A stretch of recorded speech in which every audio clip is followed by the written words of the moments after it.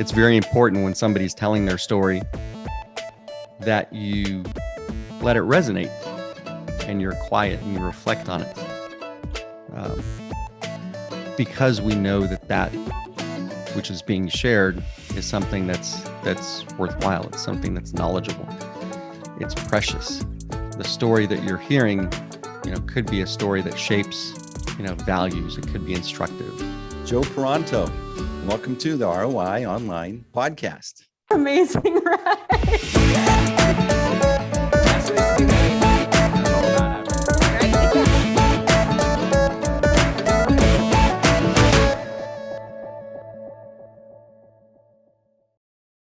So one of the things that really inspired me was you are a member of the Little Shell Tribe, the Shell Tribe of Chippewa Indians. And tell me how to say that right. Metis? So Métis. Métis. The interesting thing about that is my tribe is right on the Montana-Canadian border. Therefore, I have family members who are in Canada, Métis, and Métis are people who are Aboriginal descent and French, some Scottish origin. But the Hudson Bay Company is where all the French fur trappers came up to in Hudson Bay. They fanned out, and people like Louis Riel, big historical figures in Canadian history, led the Riel Rebellion. But those are people in my heritage as well. It's interesting to see that, before the border, our border was drawn. And the interesting thing is that all Little Shell are Métis, but not all Métis are Little Shell, if that makes any sense. Mm. A lot of things don't make sense, but that doesn't mean anything. So all right, we are a Story Brand certified guide / agency.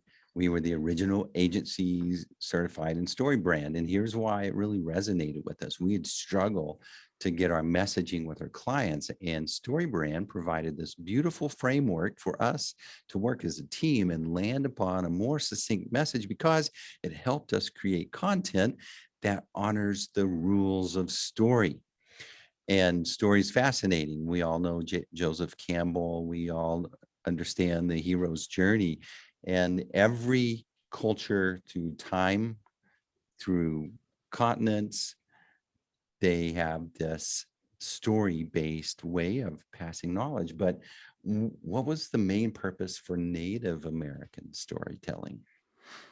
Native American storytelling is the book that binds the culture together. It's the way to pass on knowledge, history. It's really the heartbeat of knowledge. If you go to a library or people go to Google, they're like, I'll Google that. In Native American culture, you learn from story. What's interesting that comes along with story is honor.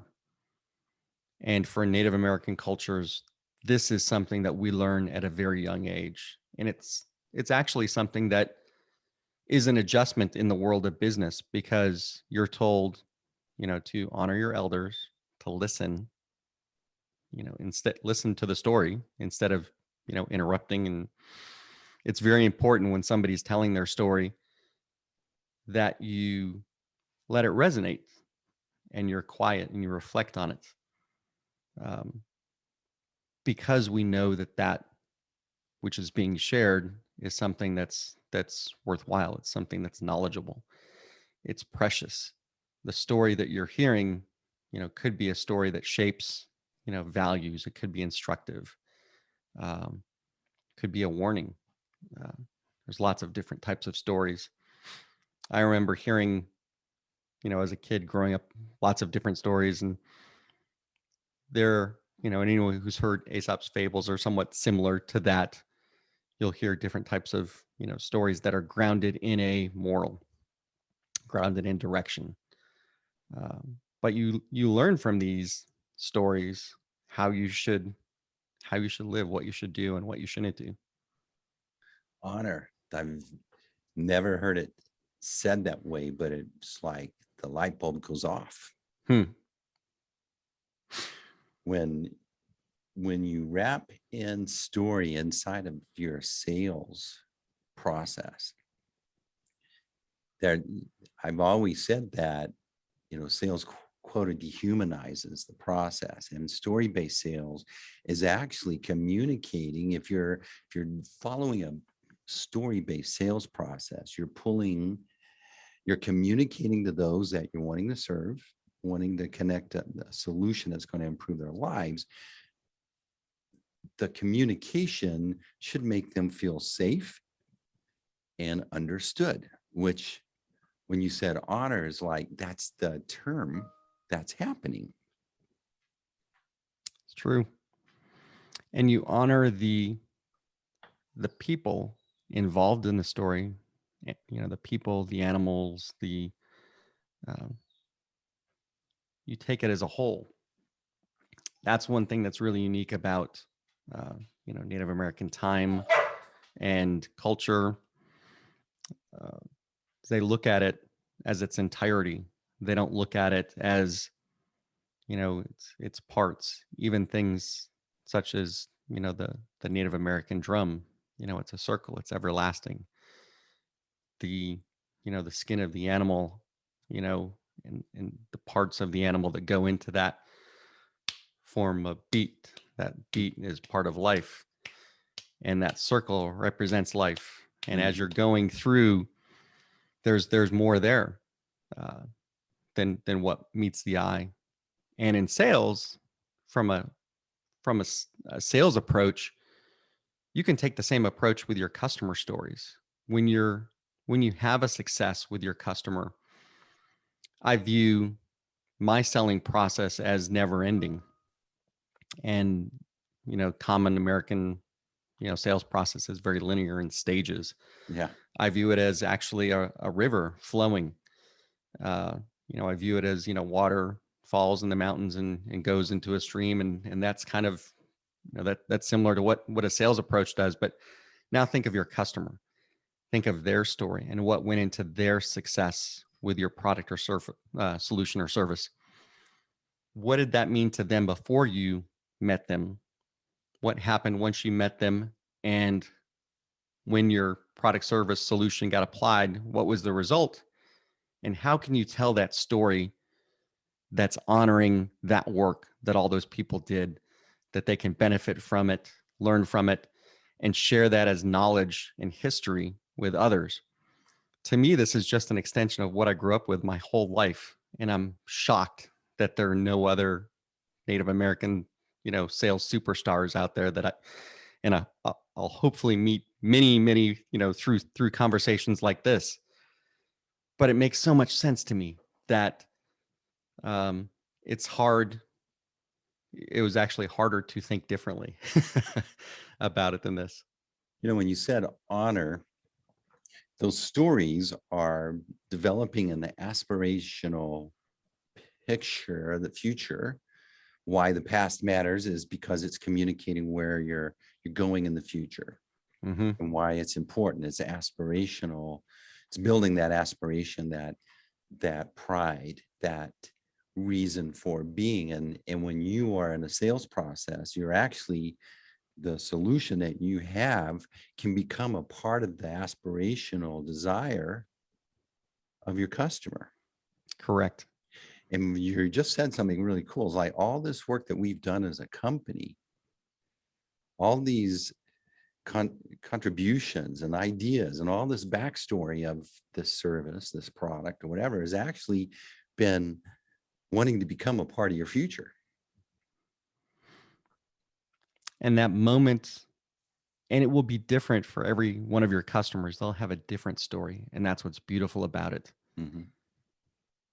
Sellers who are listening, if you're stuck in a rut of telling the same old story over and over again, if your job has become routinized, you really need to explore the stories that you're telling.